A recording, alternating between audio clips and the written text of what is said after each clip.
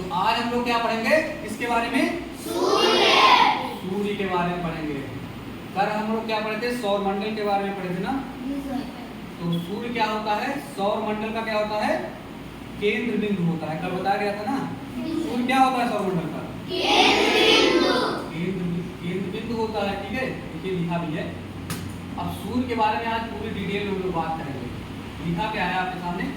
सूर्य हमारे सौर मंडल का केंद्र है। क्या है सूर्य हमारे सौर मंडल का केंद्र है। ये कल ही बात हो चुकी थी और आज ज्यादा जानकारी हम भूलेंगे सूर्य के बारे में। और अगर हम आगे बढ़ें तो और यह एक तारा, क्या है? ये तारा। सूर्य क्या है? तारा है।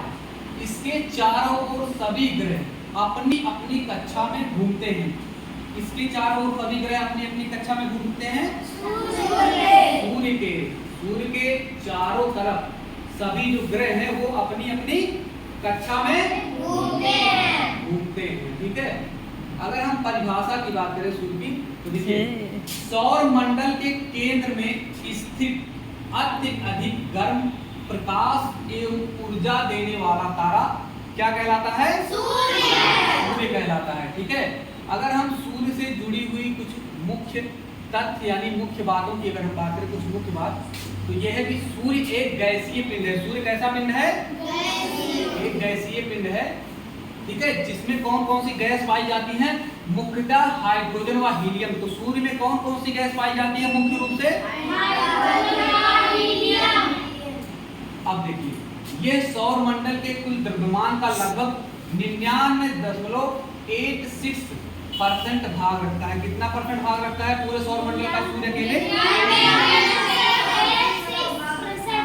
ठीक है, अब आगे जो पॉइंट है वो ये है कि पृथ्वी से दूरी लगभग 15 करोड़ किमी, जिसको आप एक एयू पढ़ सकते हैं। ठीक है, कितनी दूरी है? 15 करोड़ किमी है लगभग। ठीक है, किसकी?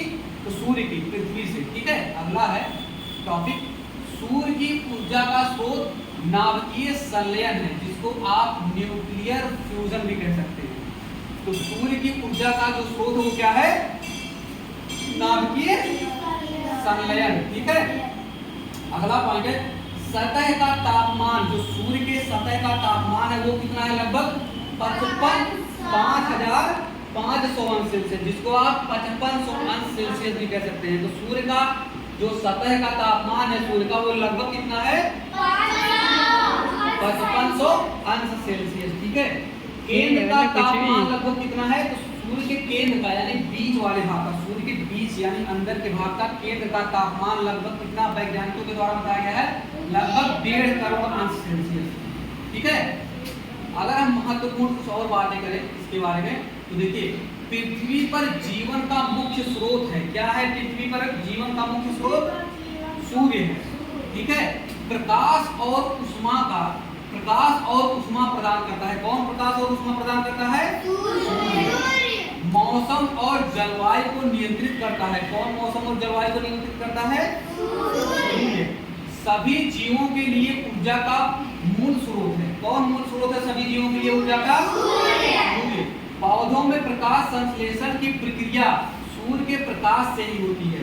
तो पौधों में प्रकाश संश्लेषण की प्रक्रिया किस माध्यम से होती है? किसके प्रकाश से होती है? तो सूर्य के प्रकाश से ही होती है। ठीक है, पौधों में प्रकाश संश्लेषण की प्रक्रिया सूर्य के प्रकाश से ही होती है। ठीक है, अब देखिए ये जो सूर्य की सतह का वास्तविक चित्र आपके सामने, ये सूर्य की सतह का है और ये है सौर ज्वाला, ये जो फिगर आपको दिख रहा है। ठीक है, याद रखें, याद क्या रखना आपको कुछ चीजें ये भी, सूर्य के बिना ना तो जीवन संभव है और ना ही सौर मंडल की कोई गति संभव है।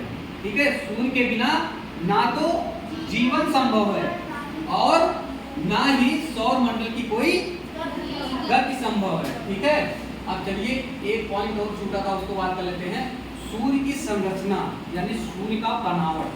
तो देखिए सूर्य का जो एकदम बीच वाला भाग होता है, देखिए रेड वाला एकदम बीच में जो अंदर होता है उसको हम बोलते हैं केंद्र, जिसको आप कोर भी बोल सकते हैं इंग्लिश में। ठीक है, फिर उसके ऊपर जो पार्ट होता है यानी अंदर से जब जैसे जैसे ऊपर आएंगे तो दूसरे नंबर का जो पार्ट होता है, देखिए किस कलर से दिखाया गया है? ये हरे वाले कलर से। ठीक है, इस इसको क्या बोलते हैं? इसको बोलते हैं विकिरण मंडल।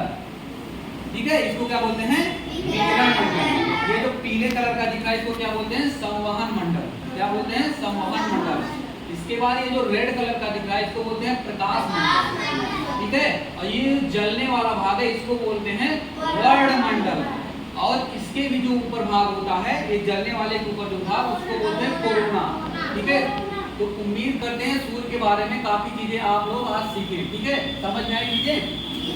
अब जो इम्पोर्टेंट टॉपिक है इसमें वो आप लोग अपने नोटबुक में नोट डाउन करिएगा और कल जो है याद करके आएंगे सब लोग। ठीक है, तो हम लोग फिर दोबारा से एक बार रिवीजन करेंगे, समझे कि नहीं?